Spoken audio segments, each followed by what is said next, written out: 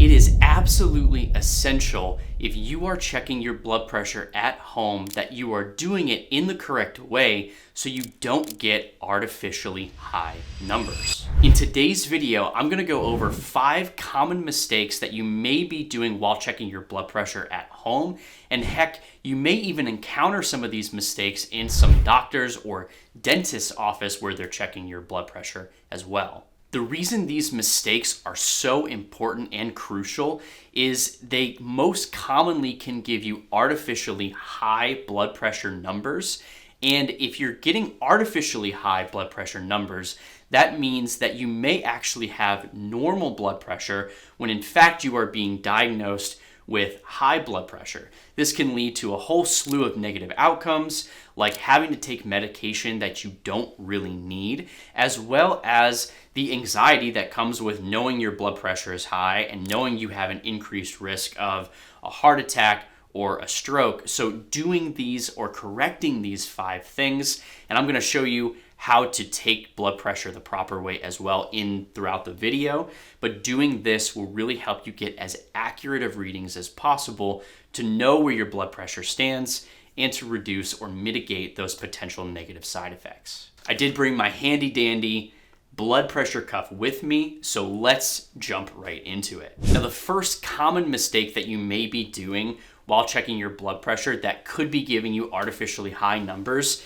is not checking your blood pressure on bare skin. It's very important when you put on a blood pressure cuff to do it on bare skin and to not have little bits of clothing that may be tucked in or interfering with the cuff.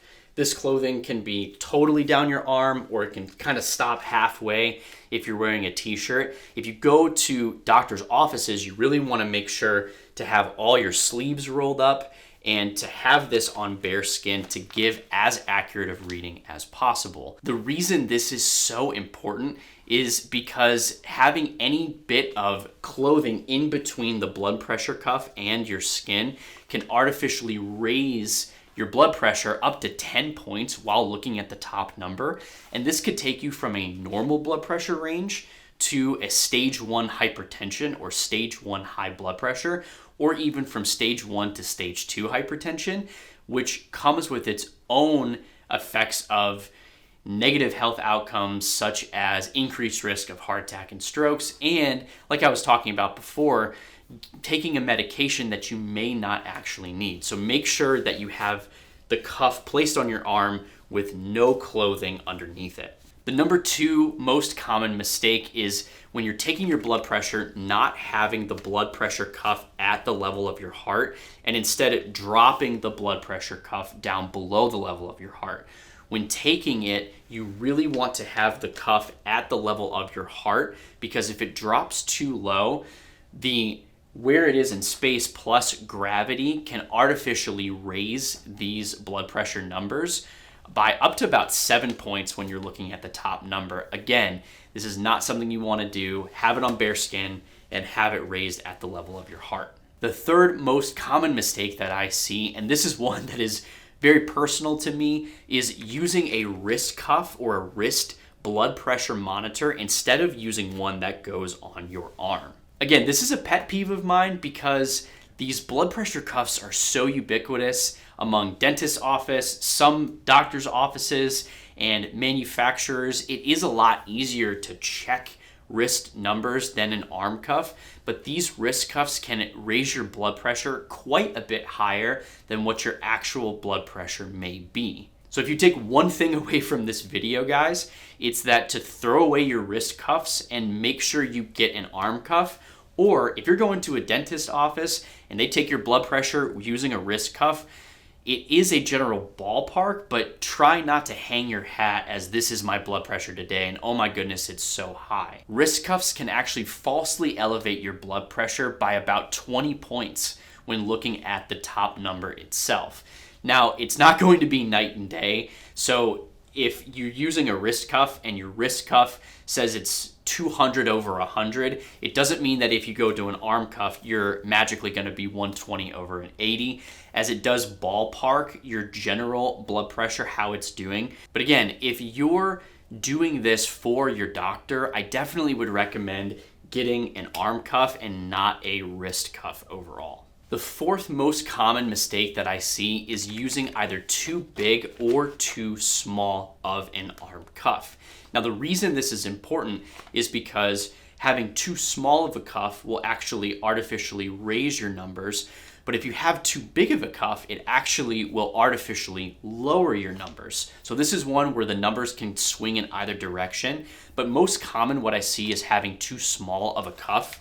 And with having an arm cuff, you want it to be big enough on your arm to where you can fit 2 to 3 fingers in between the cuff itself, and this should be sufficient. If you're having a cuff where you can fit your whole hand or even up to your wrist in the cuff while taking the blood pressure, it's probably too big of a cuff and you have to get a smaller size. But to make sure, again, do it on bare skin, have it at the level of your heart, and make sure you can get 2 fingers in between the cuff, and this is something that'll really help you get as accurate numbers as possible. And the fifth most common mistake that I see, and this is something that arguably is the most important and can fluctuate your blood pressure as greatly, even more than the other 4 points that I talked about, is making sure that you're actually at rest when you check your blood pressure. Having high blood pressure is defined by certain number criteria that occurs at rest. You cannot make a diagnosis of high blood pressure if you're checking your blood pressure readings without being fully at rest.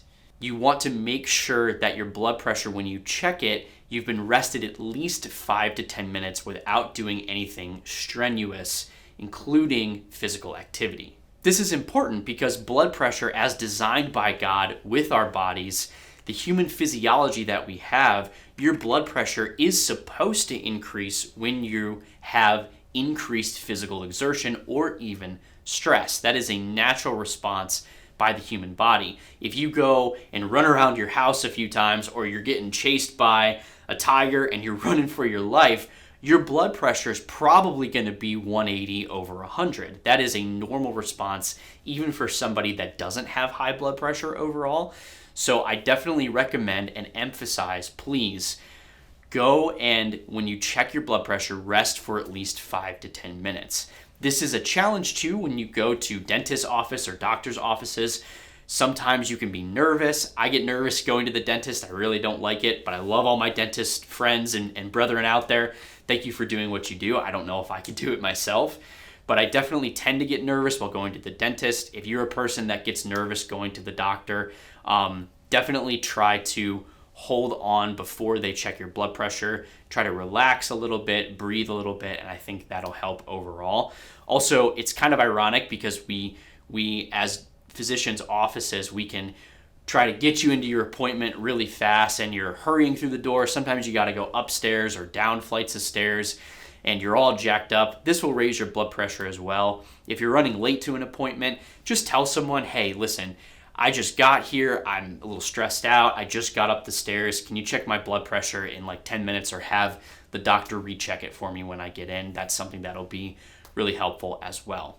If you found this video helpful and you want to know 3 tricks that you can do to instantaneously lower your blood pressure, I definitely recommend checking out this video right here.